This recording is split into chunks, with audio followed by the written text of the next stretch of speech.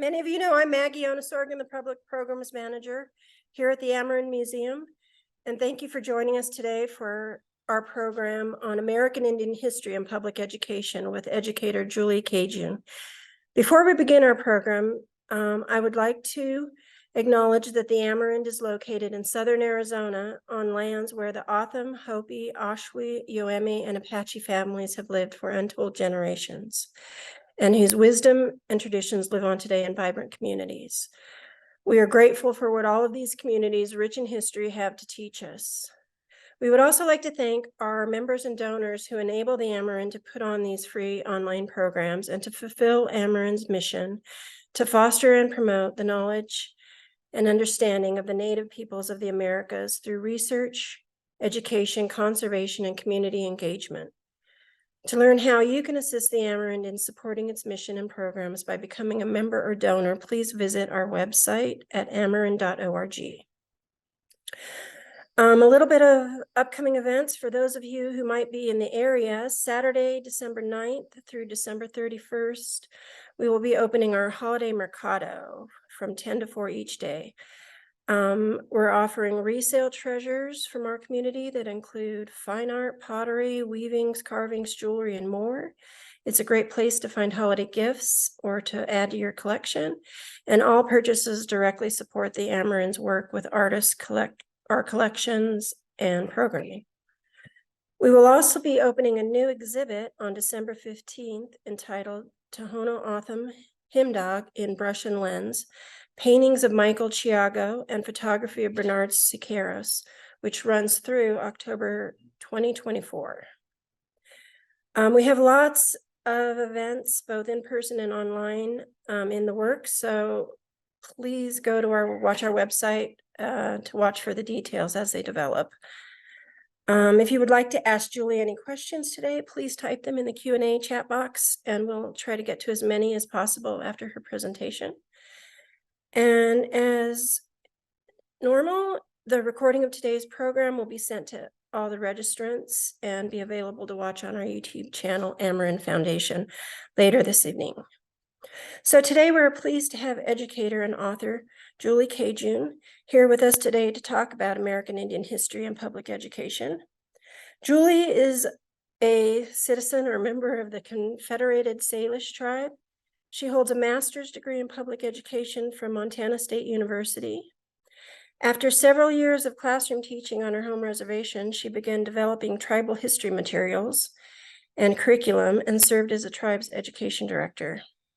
She has collaborated with Indigenous elders, scholars, artists, musicians, and others to produce materials in a variety of media, including film, children's books, DVDs, and more. Julie is a recipient of the National Milken Educator Award, the Montana's Governor's Humanities Award, and 2 Lifetime Achievement Awards.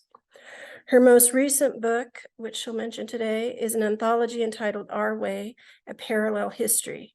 It's a beautiful collection of stories and histories about Native culture and more. She continues to work to add Native voices to the master narrative of American history. So now I'll turn it over to Julie, who will tell you more about her work. Thank you. Thank you, Maggie. And I want to thank Ameren for giving space for Native history. I deeply appreciate that. And I always count it a privilege and an honor to be able to occupy that space and share. So I would say, Chesquext, good morning. Stemflu aspuus, what's in your heart? Chin lemplu, Wichtaman, I'm glad to be with you, Yaswaska, today. As a former classroom teacher, I had firsthand experience to witness the impact of Native history on Indian students in my classroom. And on my reservation, I taught in a classroom with Native and non-Native students. And for Native students, it was often the first time that they had learned some of their own history and stories about people that they identified with. And for some students, it was quite transformative and inspiring to get them to learn more. but also had an impact on how they felt about school and how they felt about their own personal identity. And for non-Indian students that I had the privilege to teach, it was encouraging to me to see the shift in understanding and perspectives of non-Native students who, though they had lived on the reservation for quite a while, really hadn't learned the history of the place where they lived. And that's not rare or unique. I think it's common in the United States for people to live in states with deep and rich Native history that goes untold. And when I left the classroom and became a school administrator and worked for my tribe later, I provided a lot of professional development. And my circle expanded beyond teachers to state and federal agencies, the National Park Service, the Smithsonian, NMAI, National Science Foundation, and including, I even had the opportunity to work with the United States Air Force. I got to develop a training manual collaboratively for them. They have a directive to consult with tribes who have historic connection to where their bases are. And that was, I was honored, and I'm most proud of that manual that I developed for the Air Force. And these experiences, they affirm my belief that American Indian, Alaska Native, Kanaka Maoli, Native Hawaiian histories really need to be part of American history that is taught in our public education institutions. And I think it's time for us to share our larger history and the history of the original people of this country and our unique political status as sovereign tribal nations. And indeed, the United States recognized the political sovereignty of tribes as evidenced in decades of treaty making. And these treaties remain living legal documents interpreted in courts today and held as a supreme law of the land by Article 6 of the United States Constitution. Treaty law is the supreme law of the land. So certainly these foundational understandings should be knowledge imparted by our public education institutions, and I believe known by all American citizens. And if we think about public education, you know, here's a quote from 1870, how important public education is to a free and democratic society. And public education has many roles to play. And certainly we all want people to be educated and to be able to make a living. But further, we know that the challenges of our times are going to require intelligence, creativity, and knowledge that's really just unfolding. And I think we all hope that parallel to that knowledge, young people build essential characteristics of empathy, generosity, integrity, and that the combination of knowledge and character supports meaningful engagement in our democracy, and ideally that each generation contributes to social improvement for all people. And I really believe that inherent in these goals, and maybe what people would say are lofty ideals, is a deep understanding of the history of our country and the evolving nature of our national identity. And I believe that an informed citizenry is essential to a healthy democracy. And right now, there is a current movement to censor history.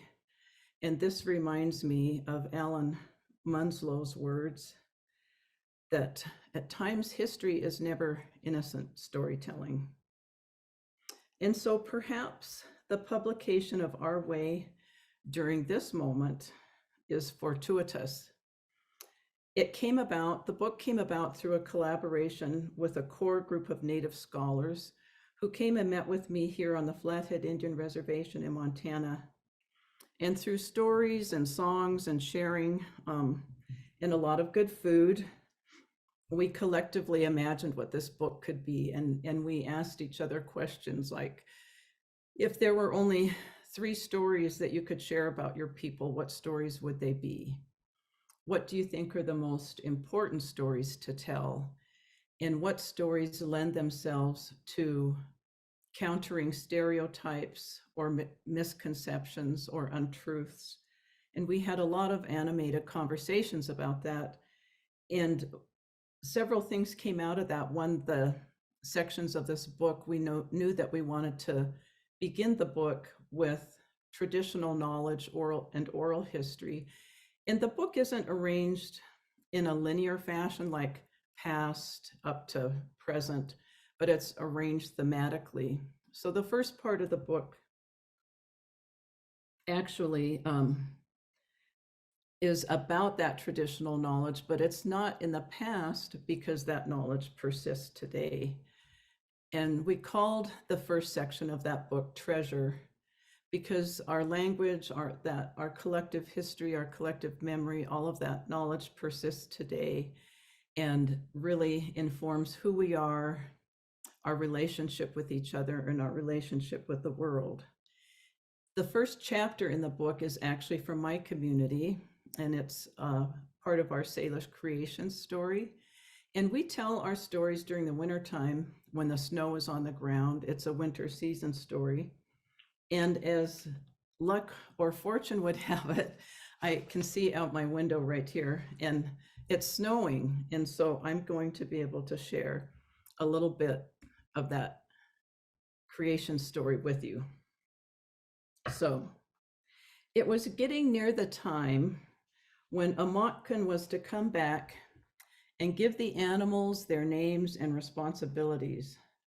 Well, one of the animals began thinking, and he thought, if I could be the first one in line to get a name, I would probably be chief of all the animals. I'd probably be powerful.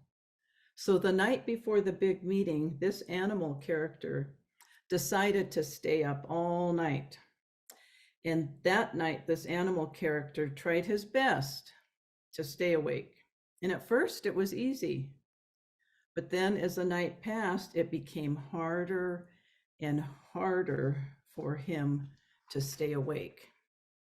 Now, this drawing from Sam Sandoval may give you a clue as to who that animal was, and that animal was Coyote. And you'll have to read the book to see if he was able to stay up all night. The next story is from our Kootenai relatives, and it's about two Kootenai warriors who were returning from a successful raid to get horses. There's a place that's translated from Kootenai, and it means Red Mountains. It's known as the Sweetgrass Hills today.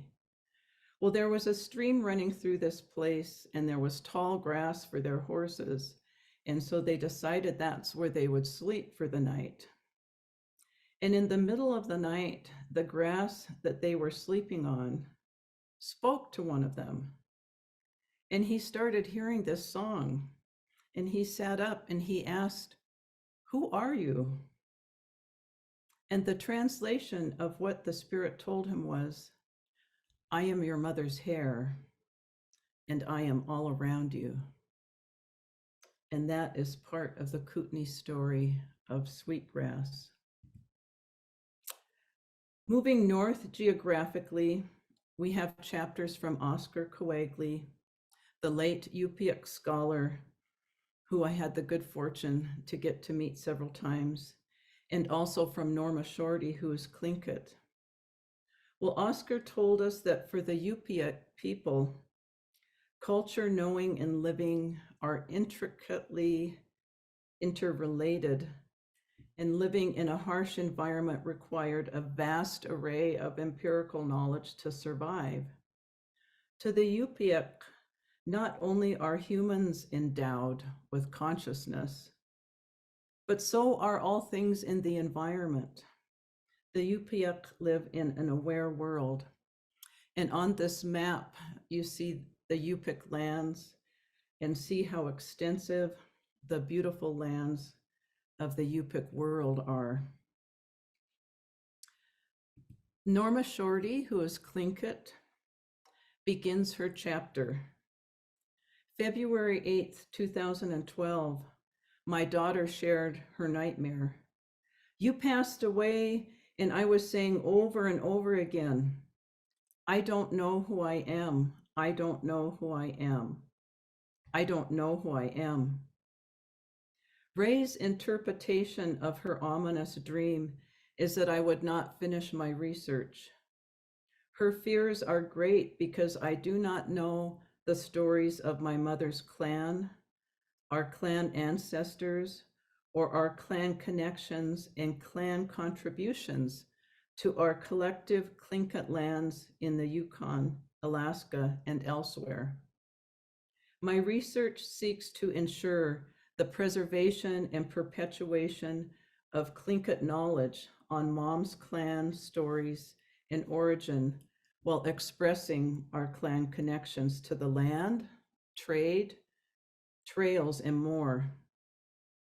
Well, since that time, Norma, of course, has finished her research, and she continues today her efforts to document history and culture and share that with the people in her community, and particularly with young people.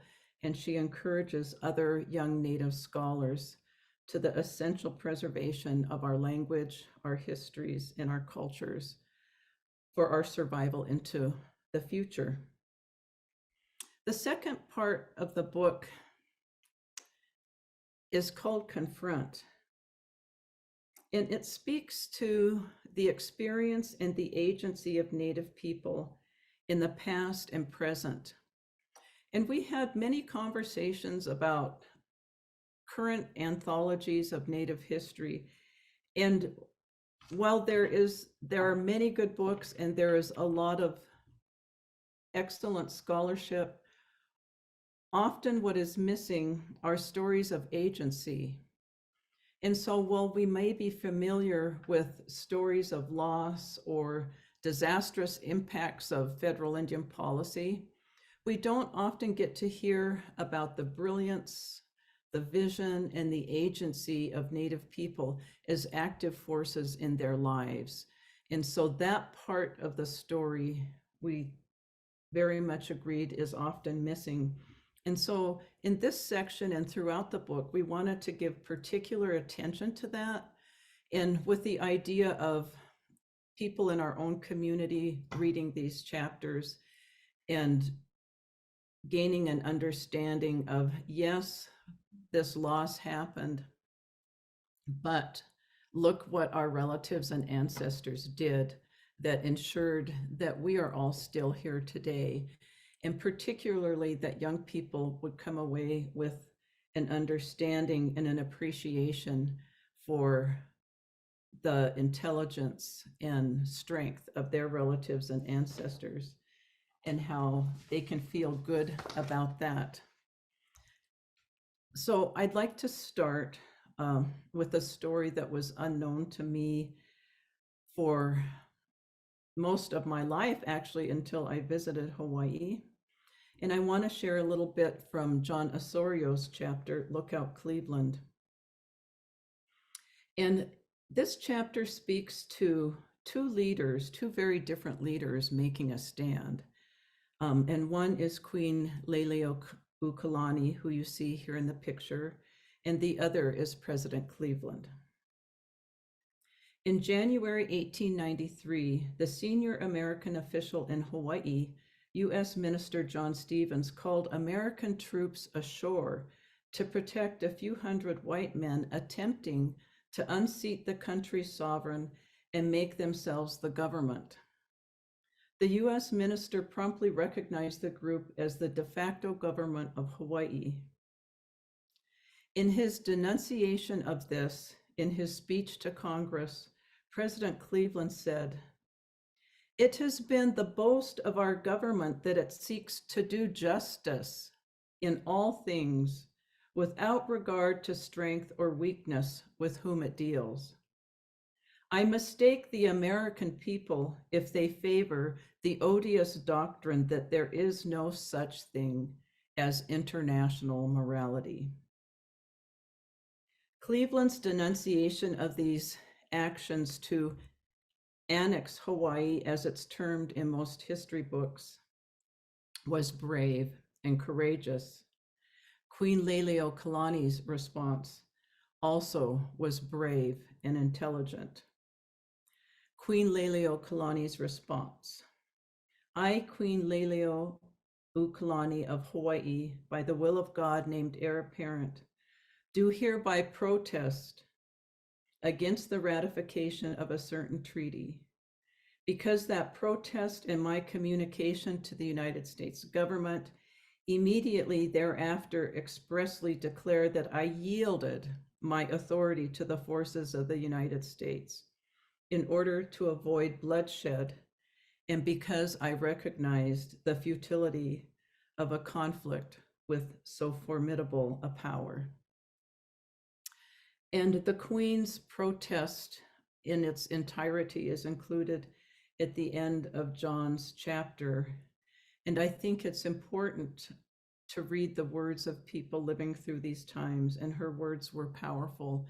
And this was a history that I was unfamiliar with until I had the opportunity to go to Hawaii in person and visit Native scholars at UH Manoa and UH Hilo. And I felt a little bit ashamed and embarrassed as a Native person and someone who values Native history, that I was illiterate really about the history of Hawaii. And so I have tried to educate myself and continue to do so. The next chapter I want to share with you from George Price, who is retired from the University of Montana, is another story of agency. And in the map on the left, you see Plymouth, Bristol, and there's a little white piece of land, a little kind of scriggle in there. And that is actually on the map to the left. And that is was considered the Titicut Reservation of the Wampanoag and Massachusetts Indians. And early on, Native people were trying to protect their lands by learning and navigating the Indian system of deeds, land ownerships, and courts. Now, this was no small task given language barriers and given completely different ways of dealing with people and land and nations. And so it's such an important narrative of agency that is little known. And so I will read to you from a brief excerpt that I think encapsulates the story. Wampatucket also granted the land on which the native village of Titicut already lay, plus lands a few miles on each side of the town, to the Indians living there. Thus, Wampatucket provided the Titicut Indians with an English legal document protecting their lands that the English were bound to recognize. This may be the earliest known case in which an Indian tribal leader used the English legal system to grant land ownership to other Indians. That document later became the basis for the English recognition of Titicut as an Indian reservation in 1724. And the story goes on, and the ending isn't joyful, but it's very interesting, and it's a very good demonstration of the agency of Native people and their intelligence and tenacity in learning a completely different system of deeds and ownership and court. And the struggle for land continued elsewhere. And in this picture, we see Governor Hickel meeting with Alaska Natives and the political action of Alaska Natives to get to the Alaska Native Claims and Settlement Act of 1971 began decades before this photo was taken. In 1912, the natives of Southeast Alaska, Haida, Tlingit, and Tsimshian, who migrated from northern Canada in 1880, had mobilized politically and founded a pan-native pan-Christian organization to fight for the human rights denied its Aboriginal population. The Alaska Native Brotherhood was founded in 1912, and its companion organization, the Alaska Native Sisterhood, was founded in 1923. They won crucial political battles, including the right to vote and the right for Native children to attend public schools. However, continuing frustration over non-Native encroachment upon the lands and waterways of Southeast Alaska led to the organizations recommending that the Haida and Tlingit peoples unite to pursue a legal suit against the government for lands taken. In 1939, the Central Council of Tlingit and Haida Indian Tribes of Alaska was formed. William Paul Sr., the first Alaska Native who was Tlingit attorney and first Native elected to the legislature, was instrumental in paving the way for the successful conclusion of the landmark Tlingit and Haida land claim suit filed against the United States for lands taken without compensation. While the suit was not settled until 1968, it coincided with another lawsuit filed by a group represented by Paul Sr., one that ultimately provided significant legal groundwork for the Alaska Native Claims and Settlement Act enacted in 1971. So just another part of our history that I admit I was also unfamiliar with until I became acquainted with Alaska Native people personally and visited Alaska several times. But certainly nothing that I learned in my college US history class or in any of my graduate studies. And so when we talked about this book, collectively, we wanted to be sure to include stories that have been perhaps even more marginalized. And I want to conclude this section with something contemporary, even though it goes back in time. And this is about the Iroquois Confederacy and the United States Constitution, another story that is commonly left out of the master narrative and that is quite powerful. So here we see the meeting at Lancaster in 1744 and the Onondaga leader giving a speech urging the contentious 13 colonies to unite. As the Iroquois had at the signing of the Treaty of Lancaster, this cultural exchange inspired the English colonist Benjamin Franklin to print the speech. And in that speech, he said, "We recommend union and a good agreement between you and your brothers. Don't disagree, but preserve a strict friendship." And he went on to talk about the strength and unity. And he used the metaphor that many arrows cannot be broken as easily as one. And that metaphor became part of the Great Seal of the United States. Well, when the 100th anniversary of the Constitution was coming up, Oren Lyons said they were making no consideration or place for Indian people. And we said, well, how can you do that? And so they went to Washington and said, where do you want the Iroquois to stand in your celebration? And they said, why? They had no idea. The people they were speaking to had no idea why the Iroquois were asking to be included. It is not in your books. They don't teach it. It is not in the schools. No one teaches the history I am talking about. We said, we gave you this idea of democracy and we held your hand through the process, our leaders. So it was presented to the Congress.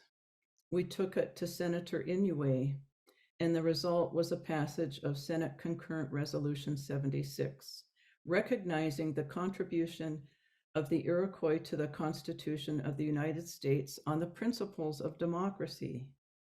Western democracy is directly from our roots. Democracy didn't come over on a boat. Democracy was here and it was all over the country.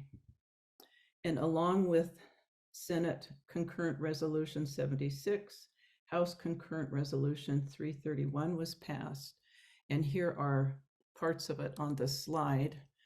To acknowledge the contribution of the Iroquois Confederacy of Nations to the development of the United States Constitution. And you can certainly find that online and read that yourself, and there are excerpts of it in the book. This was another part of history that I didn't become aware of until I was an adult and developing history materials myself and doing my own research and reading on my own. And it's such a foundational part of public education and thinking about democracy and our Constitution and where it was inspired from, that I believe it needs to be taught.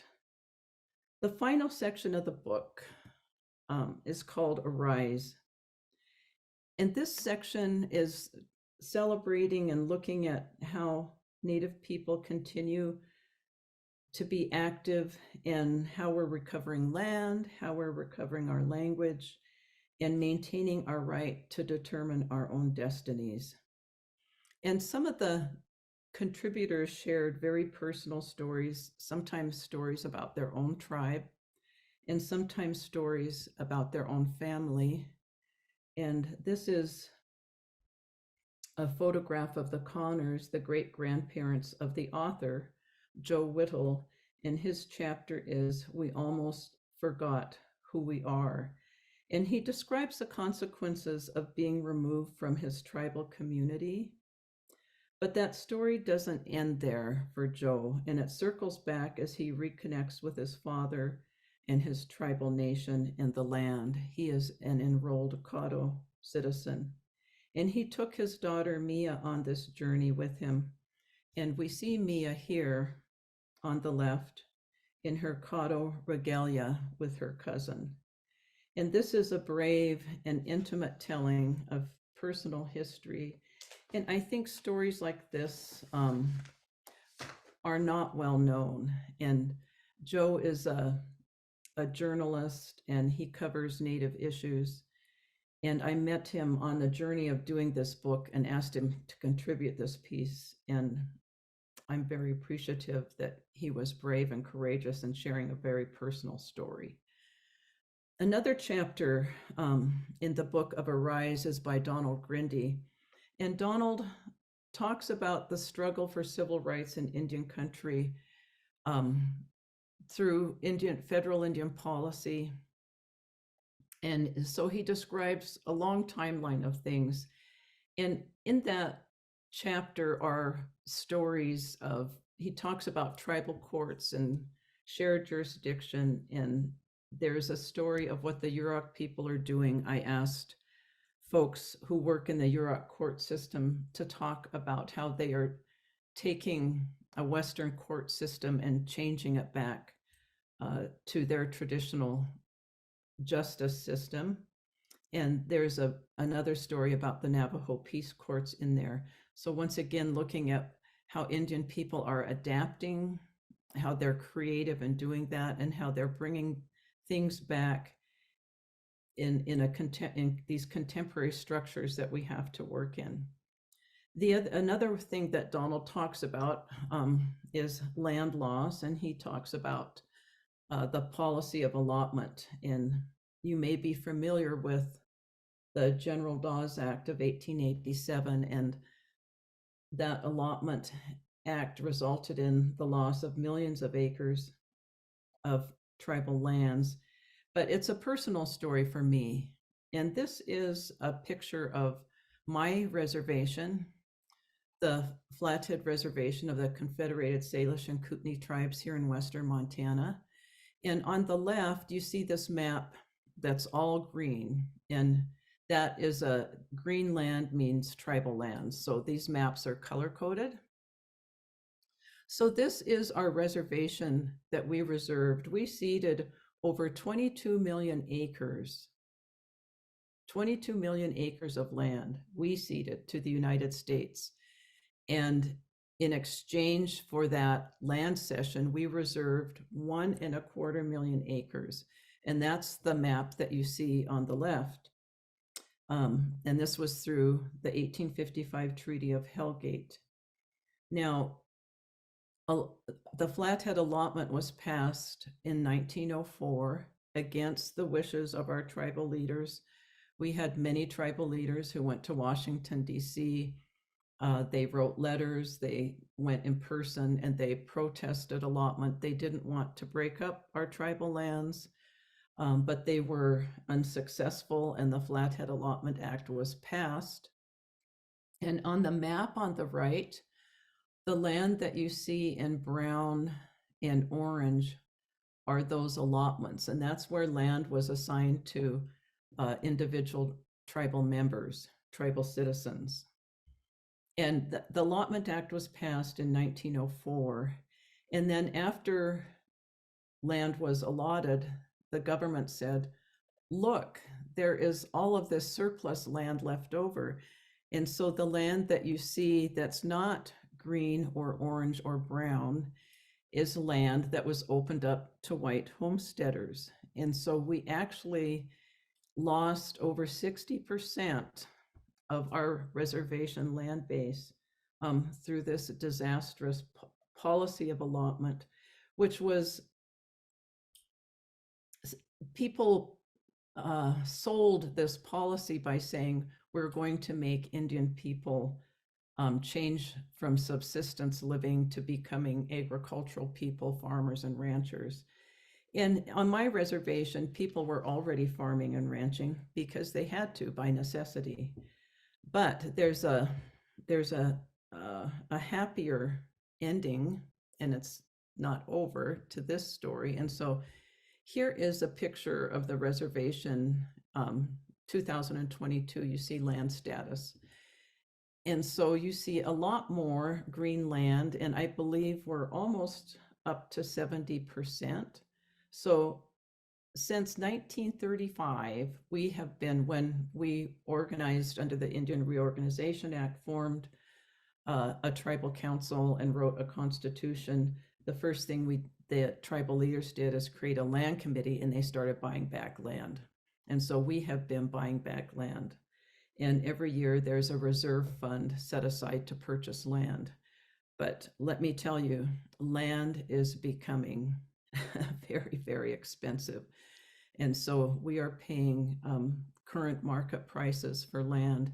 But if you look down the middle, and I don't know how well you can see this on your screen, but down the middle of our reservation, if you look at the lake, Flathead Lake, the lower Flathead River flows out of that, and it's all green. And one of the things that our tribal leaders did first is they really tried to buy critical habitat to protect the animals and to protect waterways. And so there's a lot of green right down the middle, and that's on both sides of the river. On the right side of the map, our eastern border of our reservation is the top of the Mission Mountains, and we have a tribal wilderness there, 90,000+ acres of tribal wilderness, and a 10,000 acre grizzly bear conservation area in there. So we have been very successful, and I think maybe one of the few tribes in the United States, who suffered this much land loss on their reservation, to have successfully recovered that much. And that happened really because of the agency and intention and the vision of our tribal leaders, and knowing how important it was to get back our land. And of course, our mission and goal is to recover it all. And so we will keep going. Well, crucial to any people's culture and worldview is their language. And so I wanted to end with the last chapter in the book, which is from Ron Kekaha Solis, and the title of the chapter is "We Can Play Too," and he's playful and funny and serious in talking about the Hawaiian language, and he teaches at the University of Hawaii in Manoa. And he's a brilliant teacher, and he's very creative in how he teaches the language.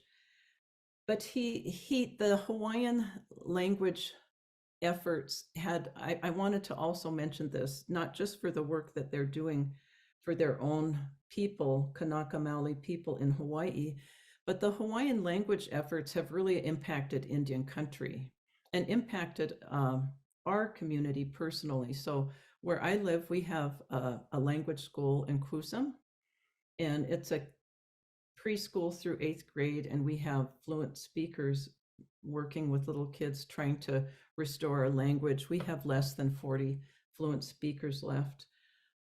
In Browning up north on the Blackfeet Reservation, there's the Real Speak School, and I knew the founder of that school. And a lot of the people that are doing immersion schools and creating their own schools, doing language nests, were really impacted by their interaction with folks from Hawaii. And so what the people in Hawaii learned about recovering and restoring language, they shared very generously. And so a lot of the efforts here are really can be attributed to the generosity and the sharing from folks in Hawaii. And so I wanted to be sure to mention that, and that there are creative and brave efforts going around the country, in Indian country, to save, restore, and perpetuate languages. And so it seemed that since the book started with traditional knowledge, the gifts of our traditional knowledge, it seemed appropriate to end there. And I appreciate very much the work folks in Hawaii have done and their generosity and sharing. And a lot of people have gone over and visited the Pananaleo schools and looked how immersion was done. I had the good fortune to go to a public school and to watch how the teacher stayed in the language with very young students, some of whom hadn't heard their language at the home, so they were hearing it for the first time, and watching teachers navigate a classroom of children, some with no language, some with a little bit, and some with a lot. So I just want to mention that with gratitude and share the generosity of Native people and sharing with each other. And the last slide I wanted to show, and I'm paying attention to time because I would like to engage with people. This is a little bit different for me, although I've been doing these a lot since the pandemic, being on the computer, but I would rather be in person with everybody and have a conversation than for you to have to listen to a monologue. But I will end with sharing this chant from the Queen on this note, and then perhaps Maggie can help me field some questions. If people have questions, I'm happy to answer. And I will qualify that, answer questions, that I am not an expert on any of these chapters. These are other tribal histories, and they were, certainly shared with me, but I am not an expert on any other nation's history or culture or language, but I'm very much appreciative of it, and I'm learning. I am like all of you, I'm on a learning journey, and I'm committed that at this time, even perhaps now when there's this movement to try to censor, or there are conversations about changing, going backwards in gains that we've made in public education, to tell the larger story of who America is. And I want to end by saying I believe that's so important for our country. And it's a rite of passage. And there's redemption in truth telling. And I think that we are mature enough and able to do that truth telling. And I think that only good will come of it.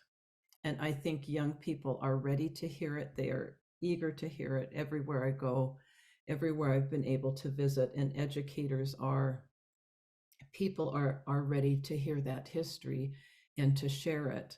And I think it will make us more just. It will invigorate our societies as being democratic and humane and just and inclusive.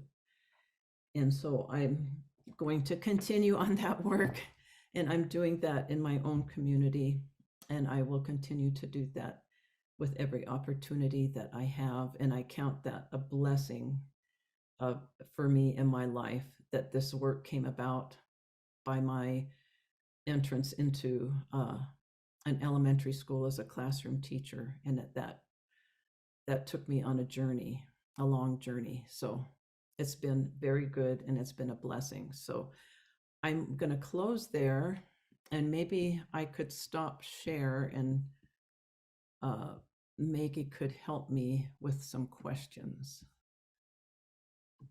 Thanks, Julie. We have a few questions, and let's get to them.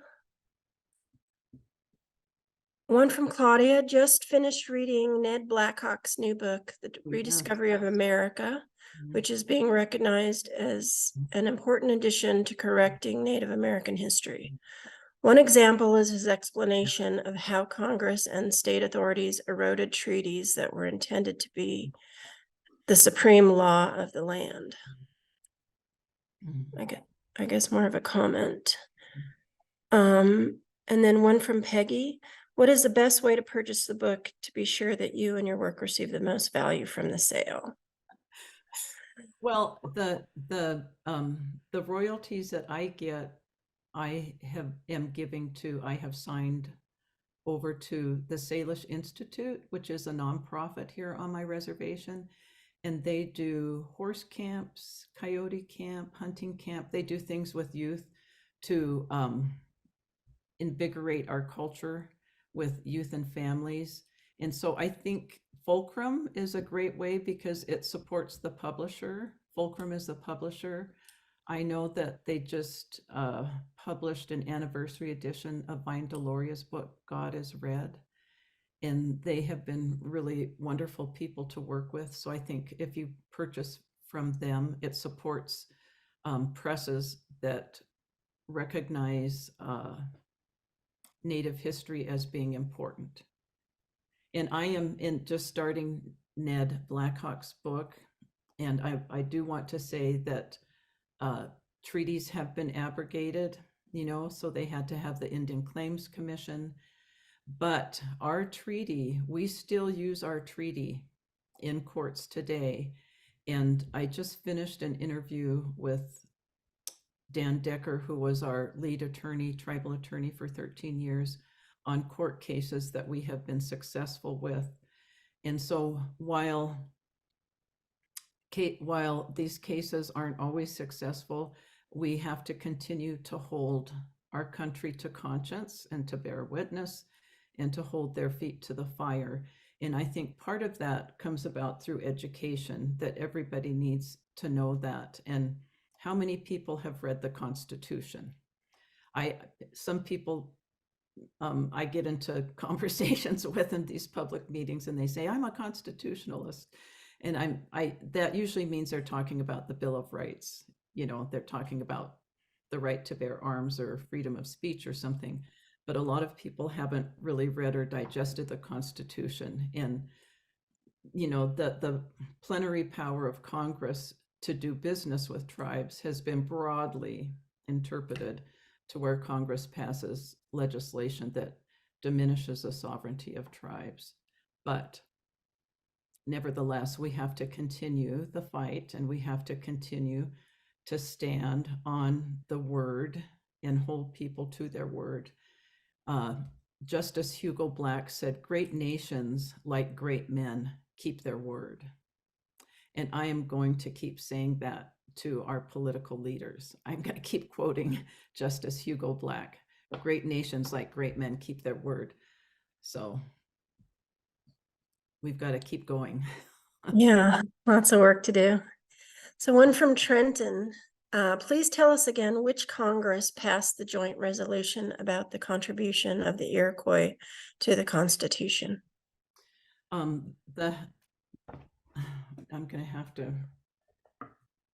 would have to get the book out and read it. It's in, you can look it up. You can Google it very quickly. Look up House Concurrent Resolution 331, Senate Concurrent Resolution 76, and you will find which Congress. It was at the time of the anniversary. Um, I believe it was around that time or shortly thereafter of the. Um, I don't want to get on my. I could get on my phone and Google it for you, but I think you could look it up very That's quickly. okay. We'll move to the next one. So someone's asking the name of your book. Mm. Our Way, A Parallel History, Mm. an anthology by Julie Cajune from Fulcrum Press. And that's available if when you registered, and on our website, there's a 25% discount code. And Oh. it's also, yeah, so anyone who registered, and I'll include that in the email that I send after the show. So you guys will all have that discount code. And it's also available, of course, at the Amarin bookshop. But yeah, Fulcrum Press, Mhm. Our Way. Mhm. So one from Samar, a comment, the webinar is so amazing, beneficial, and interesting. Thumbs up. Charmaine, thank you for sharing part of the Hawaiian history. Mahalo from Maui. I hope you do another presentation. Mm. Mahalo. Mm. From Paulina, how do we work with educators who are in places where folks are reluctant to tell the truth about Native peoples? That's a great question. You know, one of the ways that I do that is by talking about shared history, but democracy, so talking about the Constitution, there are foundational documents that it's a great segue to go into a treaty. And it's in the US Constitution, talks about treaty law. So there are some entryways by talking about political history in just a very factual way. And I think if you approach it sometimes in just a very factual way, that this is part of the historic record and it's very interesting, and look at what the Constitution says about treaties, and let's look at a treaty from our state. I'm sure that every state could find something relevant, and sometimes if you make the entrance that way, or if you look at a contemporary issue, or using novels. There are novels that give good tribal perspectives, poetry by Native people. Joy Harjo, you could talk about Joy Harjo. She is our country's poet laureate. So there are lots of ways to do that, and I could go on about that, but those resolutions would have been the 100th Congress, right? Because it would have been on the anniversary. I'm just thinking, duh, yeah. Yeah. Of the House and Senate resolution. But yeah, sometimes it's tricky because you need support from the school administration. But there are ways to do it. And I have dealt with a lot of professional development with teachers at many different levels and places of willingness and reticence. Mostly teachers, I think, want to teach something correctly. And that's where I advise them to look for tribally authored materials so that they're not in danger of teaching something incorrectly. I've had teachers do that, and then somebody gets upset and says, that's wrong or that's incorrect. And then they become afraid to do anything. And so if you look at tribally authored materials, I think you can be confident about what you're teaching. Are there textbooks being put out by tribal nations or? There are so many things out there. If you're in Alaska, you have the Alaska Native Knowledge Network. I know there are a lot of things in Hawaii that are accessible. I know that the Smithsonian National Museum of the American Indian has Native Knowledge 360 degrees. And I did a project for them on the Fort Laramie treaties. There are so many things on that website. There are interviews with tribal leaders, with Native people on almost every topic, and lots of different history, and very thorough, detailed lesson plans and support, content support. And all of those things are authored. They hire Native educators to come in and to produce those. And so you can feel really confident in using Right. those materials. Great. And one from Humberto. What are your feelings on Department of Education in each state providing money for schools on the reservation? Well, our schools are public schools and we get state funding, but there's also federal funding. So there's funding called impact aid. And so on a reservation, you're going to have land that is in trust status. And so there's a loss of property tax funding. And so schools actually count Indian students and they have different weights. Do they live on trust land? Do their parents work on trust property? And so there are federal dollars, Title VI, I think it is now, it used to be Title IV. Funds come that where I worked, we had, I don't know, a couple $100,000. In Montana, because we have a law that requires schools to teach tribal history because it's interpreted in our Constitution from 1972, the language says we will do that. Every school gets $25 or something per student and they haven't been required to track that funding. They've spent it on whatever, and it's not a lot, but it's something. You could buy books, you could do some professional development. So there is state funding, but there is federal funding that schools get on a reservation, a public school. And so often people complain that their school is poorly funded because it's on a reservation. But here, schools get millions of dollars in funding, federal funding, through impact aid and Title IV, Title VI. I'm not sure which. The Indian Ed title keeps changing. It was Title VII, now it's Title. But there is funding available, and there are Johnson O'Malley funds. Those are a much smaller pool of money, maybe $50,000.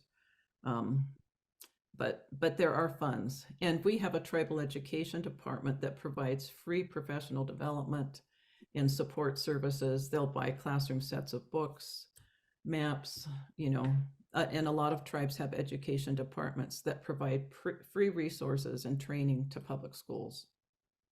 Great. So more of a statement from Jim. This is more a statement of current conditions than a question. As a retired public school teacher, I'm concerned about laws in numerous states, including mine, that prohibit the teaching of so-called woke curriculum. Current teachers are now confronted with termination, lawsuits, etc., if found guilty of breaking these laws, which are often ill-defined. This is a shameful situation and hardly reflects the democratic ideals that we hold so dear. Yes, I agree. And so the timing of this book, I'm going to say it's fortuitous, and I just have to believe that, Howard Zinn said, the truth is more powerful than 100 lies. And Yeah. I think that if we just keep sharing the truth, and that if we do that in a good way, and that if we do that in a loving way, that something good will come of it. And I just have to keep believing in that. But I think it takes a movement of people. And I don't think it's going to be one politician or one federal agency that is going to do this. I think it's going to require good people to stand together. And I think that's how all good things have happened in our country. That's how women got the right to vote. That's how the civil rights movement happened.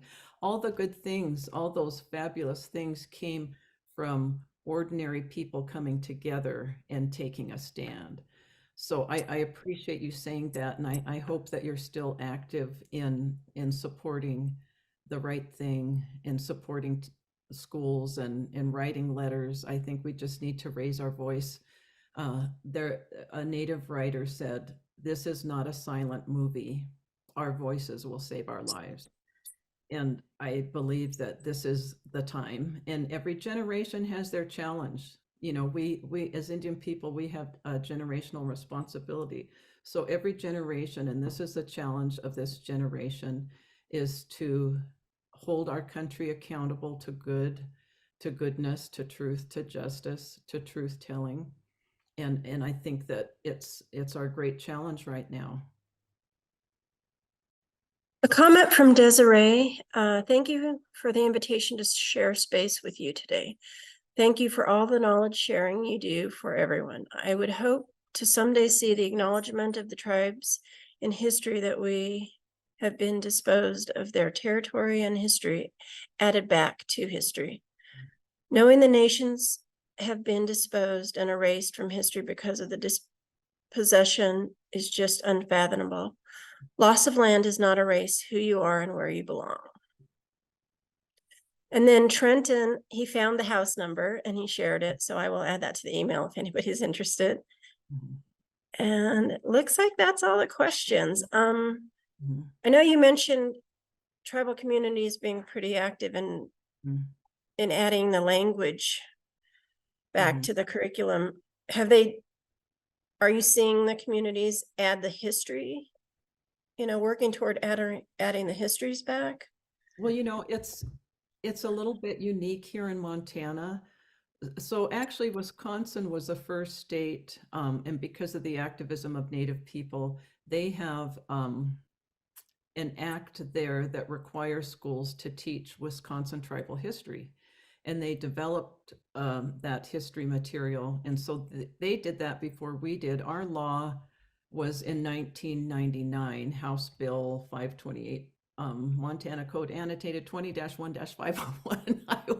I was in a public school. We didn't think it was going to pass. And when it did, we were like, what? No, it's the law. And that says that educational institutions and state agencies will become familiar with our histories and our political status and will teach it. And so we have a law in Montana that requires that. So it's a little bit different.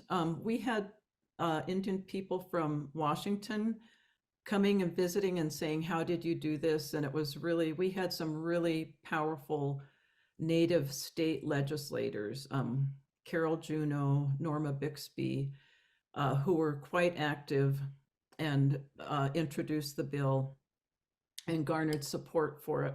And so then Washington passed a law, the state of Washington passed a law, and they were really wise in producing a curriculum, including all the tribes of Washington, bringing them together. And they have a curriculum that's online that anyone can use, and it's called From Time Immemorial. Oh, wow. And so the material is there for the teachers. The teachers don't have to go look for it. So there are things happening in different states. I think South Dakota, they have the Wolakota Project. They have a lot of things online. Interviews with tribal members. I've seen language lessons, history. There are a lot of materials. So there's a lot of activism in Indian country, and it just kind of depends on where you are. Not so much in Arizona. I haven't seen it. I worked with a couple of schools down there. They were private schools, but there wasn't a lot of I couldn't find a lot of tribal history materials. And so I was going back and doing my own research, looking at treaties and different things and maps, but there is still a lot of activism going on. So I've been trying to figure out how many states are doing that, and it should be national. It shouldn't be, it needs to be a nationwide movement. So I don't know. I think we need to get a movement going. So I'm willing to be part of it. If other people are, let's just keep speaking up and sharing the truth in a good way, in a thoughtful and prayerful way. And I think it's redemptive and healing. And, I just believe it will happen someday. I thought maybe in my grandkids' lifetime in public school, and it hasn't happened. So I'm in that next generation. And I think it will make us better people, better citizens, better Americans, it will make us better human beings. Right. Mm-hmm. Mentioning that, it reminded me that the Amerind actually does have an educational curriculum on our website for teachers and homeschoolers and stuff. It's not widely known. We haven't promoted it a lot, but it is on our website under, it's kind of hard to find. I think it's Amaranth Educates. And yeah, we share it, especially homeschool people have tended to reach out to it, and it's all, Native authors and stuff. So that's one little resource from us. Being learners ourselves, I started teaching and became a student of my own tribal history.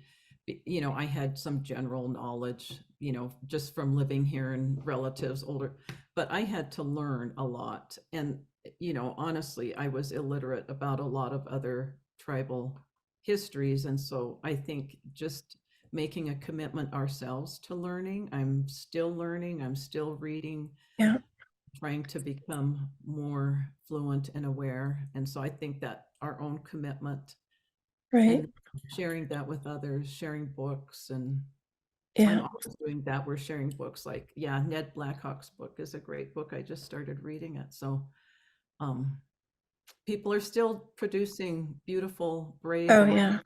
Yeah.